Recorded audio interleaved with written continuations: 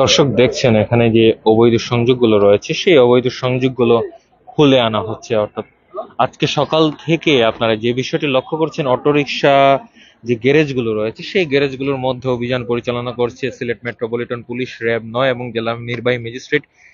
তারা সকলে মিলে করছেন, সাথে পিডিবির লোকজনও রয়েছেন, তারা কিন্তু সেই অভিযানে রয়েছেন এবং যেই যে জায়গাতে আসলে চার্জিং পয়েন্ট রয়েছে সেই জায়গার অর্থাৎ গ্যারেজগুলোর চার্জিং পয়েন্টগুলো খুলে নেওয়া হচ্ছে, বিদ্যুৎ সংযোগ বন্ধ করে দেওয়া হচ্ছে যাতে অটোরিকশাগুলো পরবর্তীতে আর চার্জ দিতে না পারে। এখন পর্যন্ত আসলে অভিযান অব্যাহত রয়েছে। সকাল থেকে যে অভিযান আপনারা দেখছিলেন সেই অভিযান এখনো চলমান রয়েছে। বর্তমানে রয়েছে আমরা সিলেটের কানিশাইল এলাকায়,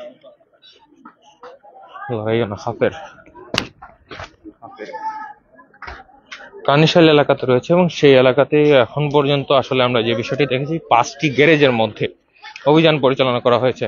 একটি গ্যারেজ আমরা প্রথম যে লাইভটি ছিল সেই লাইভে দেখিয়েছিলাম যে সেখানে কিন্তু নিজ তাগিদেই তাদের বৈদ্যুতিক সংযোগগুলো সরিয়ে ফেলেছেন। অর্থাৎ প্রথম গ্যারেজে কোনো কিছু না পাওয়া গেল, পরবর্তীতে আরো 4টি গ্যারেজ অর্থাৎ 4টি জায়গাতে আসলে যাওয়া হয়।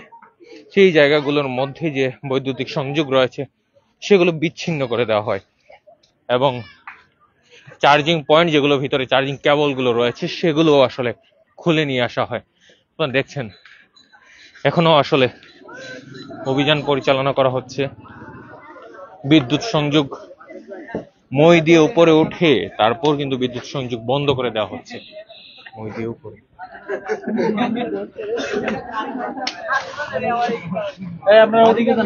অর্থাৎ এই যে অভিযান সেই অভিযানে সম্পূর্ণরূপে এটা পাশেই কিন্তু একটি অটোরিকশা গ্যারেজ অর্থাৎ রিক্সা গ্যারেজ যেটি রয়েছে সেটি দেখতে পাচ্ছেন। আমরা সেই রিক্সা গ্যারেজের ভিতরের অংশটাকে একটু দেখাবো।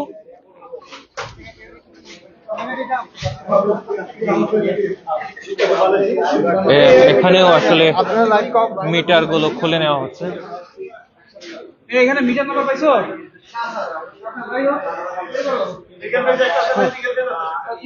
দেখছেন প্রত্যেকটি জায়গাতে যাওয়া হচ্ছে, প্রত্যেকটি গ্যারেজের মধ্যে যে অটোরিকশাগুলোর গ্যারেজ রয়েছে সেই অটোরিকশা গ্যারেজগুলোর মধ্যে দেওয়া হচ্ছে বৈদ্যুতিক যে লাইনগুলো রয়েছে, চার্জিং পয়েন্টগুলো রয়েছে সেগুলো বন্ধ করে দেওয়া হয়েছে। এখন পর্যন্ত 5টি গ্যারেজে অভিযান পরিচালনা করেছে। এটি আসলে 6 নম্বর গ্যারেজ। অর্থাৎ এই এলাকার মধ্যে যতগুলো রিক্সার অটোরিকশার গ্যারেজগুলো রয়েছে সেগুলো প্রত্যেকটি জায়গাতে আসলে অভিযান পরিচালনা করে সেখানে বৈদ্যুতিক সংযোগ বন্ধ করে দেওয়া হচ্ছে।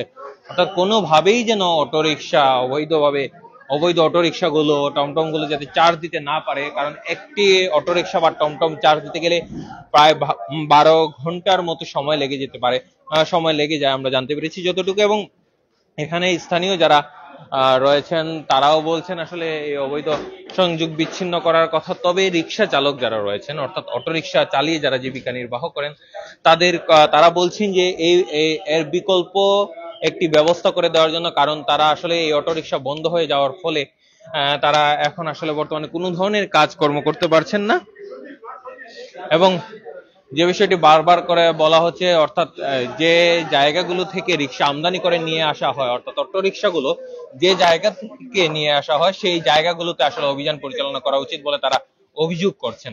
অন্যদিকে প্রত্যেকটি জায়গার মিটার এবং প্রত্যেকটি গ্যারেজের মালিকের সাথে আমরা কথা বলেছিলাম, তারা বলছেন যে বিভিন্ন সরকারকে টাকা দিয়ে এতদিন ধরে তারা কিন্তু এটি চলমান ভাবে চালিয়ে এসেছেন, কিন্তু হঠাৎ করে তারা বলছেন যে এই অভিযান পরিচালনা করা হচ্ছে যার কারণে বিভিন্ন ধরনের সমস্যার সম্মুখীন হচ্ছেন তারা।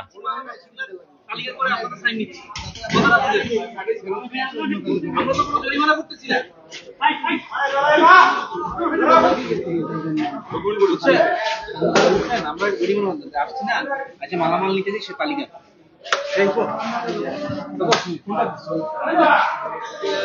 দেখছেন এখানে র্যাব ৯ কিন্তু অর্থাৎ সিলেট মেট্রোপলিটন পুলিশের সাথে র্যাব ৯ তারা যৌথভাবে অভিযান পরিচালনা করছে।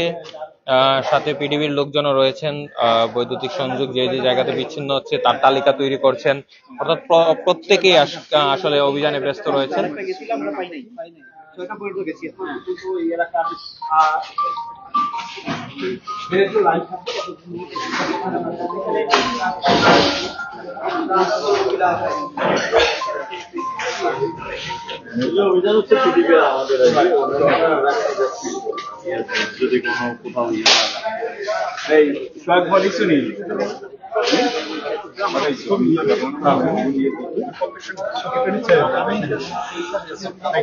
এখন পর্যন্ত 6টির মতো গ্যারেজে, অর্থাৎ গ্যারেজে সেই 6টির মতো গ্যারেজে অভিযান পরিচালনা করা হয়েছে এবং সেই গ্যারেজগুলোর মধ্যে যে যে বৈদ্যুতিক লাইন রয়েছে, চার্জিং পয়েন্ট রয়েছে, সবগুলো কেবল আসলে কেটে নেওয়া হচ্ছে। বাইরে যে বৈদ্যুতিক সংযোগ রয়েছে সেই সংযোগটা পর্যন্ত কেটে নেওয়া হচ্ছে। তবে এখানে যারা রিক্সা চালক রয়েছেন তারা বলছেন যে যে জায়গা থেকে আসলে অটোরিকশাগুলো উৎপাদন করা হয় তাদের বিরুদ্ধে তারা অভিযোগ করছেন এবং বলছেন তারা যদি এখন কাজে, তাদেরকে বিকল্প একটি কাজের ব্যবস্থা করে দেওয়ার জন্য, কারণ তারা বর্তমানে এই সময়গুলোতে বাইরে বের হতে পারছেন না। যারা যারা কাজ করতেন আসলে পুরোপুরি অচল হয়ে গেছেন বলা চলে। তাদের অভিযোগ তারা আসলে পরিবার নিয়ে খুব সংকটপূর্ণ অবস্থায় রয়েছেন বলে তারা জানিয়েছেন। এর আগে কখনো দেখিনি এবং বারবারই বলা হচ্ছে যে এই যে সিলেট শহরকে যানজট মুক্ত রাখতে আমরা ইতিমধ্যে দেখেছি সিলেটের জেলা প্রশাসক বিভিন্ন ধরনের উদ্যোগ গ্রহণ করেছেন। ফুটপাত উচ্ছেদ থেকে শুরু করে হকারদের নির্দিষ্ট একটি জায়গায় নিয়ে যাওয়া, ফুটপাত, টমটম এবং অবৈধ যে সিএনজি গুলো রয়েছে সেগুলো বন্ধের ক্ষেত্রে সিলেট মেট্রোপলিটন পুলিশ এবং র্যাব নয় তারা সহযোগিতা করছে, অর্থাৎ তারা অভিযান পরিচালনা করে সেই বন্ধের জন্য কাজ করে যাচ্ছে। সিলেট নগরীকে তারা বলেছেন সিলেট নগরীকে যানজট মুক্ত রাখতে এই ধরনের অভিযান তারা অব্যাহত রাখবেন যতদিন না পর্যন্ত তার প্রত্যেকটি জায়গায় শেষ পয়েন্ট পর্যন্ত তারা বলেছেন যে এখানে তারা বিদ্যুৎ সংযোগ বন্ধ রাখবেন। অনেকেই কমেন্ট করছেন, কমেন্ট করে বিভিন্ন তথ্য জানাচ্ছেন। এর মধ্যে একজন বলছেন মুজিব মিলিটারি, তিনি কমেন্ট করে জানিয়েছেন আগে ভাই রিক্সা শোরুম গুলো বন্ধ করেন, তো তা শোরুম গুলো বন্ধ হলে তা উৎপাদন বন্ধ হয়ে যায়। হ্যাঁ, শোরুম গুলোর ব্যাপারেও আসলে অভিযান পরিচালনা করবে সিলেট মেট্রোপলিটন পুলিশ সহ যারা রয়েছেন প্রত্যেকেই করবেন। একটু কথা বলি, এখানে একজন রিক্সা চালক রয়েছেন, অর্থাৎ অটো রিক্সা চালক, আপনার সাথে একটু কথা বলি। আসলে যেহেতু অটো রিক্সা বন্ধ হয়ে গেছে, এখন কিভাবে চলছেন? এখন আমরা কিভাবে চলবো? আমরা একটা দিন মজুরির জন্য কিছু দেন, আর আমরা তো গরিব মানুষ, আমরা কিভাবে চলবো, আমরা কিভাবে খাইবো? আমরা যে গাড়িতে লাগি, আমরা তো বাচ্চা কাচ্চা আছে, ছোট ছোট বাচ্চা কাচ্চা আছে, মা বাবা আছে, এটু আছে, এইগুলো নিয়ে আমরা কিভাবে চলবো? সব গাড়িগুলো এইভাবে চলো, আমরা চলার মতো একটা ক্ষেত্রে ওইটা দোকান দেওয়ার পরে আপনি ইয়ে করেন, তাহলে আপনার বেটা করে দেন, বন্ধ করে দিলে তো আমরা তো নিচে দিই, আমরা তো কিস্তি তুলছি, আয়সার থেকে তুলছি, বেড়ার থেকে তুলছি, কিস্তি তুললে দিন মজুরি আইনে আমরা কিস্তি চালাই, আমরা 4টা ডাইল ভাত দেওয়া ভাত খাই। আমরা কিভাবে চলবো? আমরা চলার অটো রিক্সা তো আমি তো আজ থেকে 7টা বছর ধরে আমি গাড়িটা চালাই না, আমার বুঝবার পরে 7টা বছর ধরে আমি গাড়িটা চালাই না। আচ্ছা, অটো রিক্সার ফলে এই যে দুর্ঘটনার কথা বারবার বলা হয়, অটো রিক্সার ব্রেকিং সিস্টেম ভালো না, সেগুলো জানার পর কেন আপনারা অটো রিক্সাগুলো চালান? আমাদের অটো রিক্সা ব্রেকিং একটু ভালো আছে, আমরা যদি হঠাৎ একটু ব্রেক কিসের জন্য ফেলবা যায়, যদি মেকায় আর ইয়ে করে, এই জন্য গাড়িটা একটু ইয়ে হয়ে যায়। বিভিন্ন দুর্ঘটনা জড়িত থাকার বিষয়গুলো উঠে আসে, সেটা নিয়ে কি বলবেন আপনি? ঠিক আছে, দুর্ঘটনা আসে, আমি ঠিক আছে, আজকাল পিচ্ছি পিচ্ছি ড্রাইভার হলে তারা গিয়ে দুর্ঘটনা করে, বুঝদার মানুষে কোন সময় দুর্ঘটনা করে না। এখন পিচ্ছি ড্রাইভারের জন্য একটা বুঝদার মানুষের দুর্ঘটনা চলে, কথা বুঝছেন? এইটুকু আমার।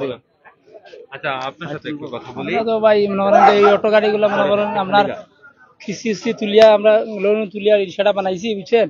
তো রিক্সা বন্ধ হইলে আমরা চলমুগিলা বা অনেক মানুষ জড়িত এগুলা। বুঝতে পারছি।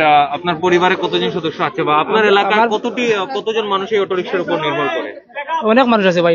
আনুমানিক কত মানুষ ধরেন? অনুমানিক এই এলাকায় ধরেন 30,000 হইব। এই এলাকায় কতজন রিক্সা চালক, অটো রিক্সা চালক?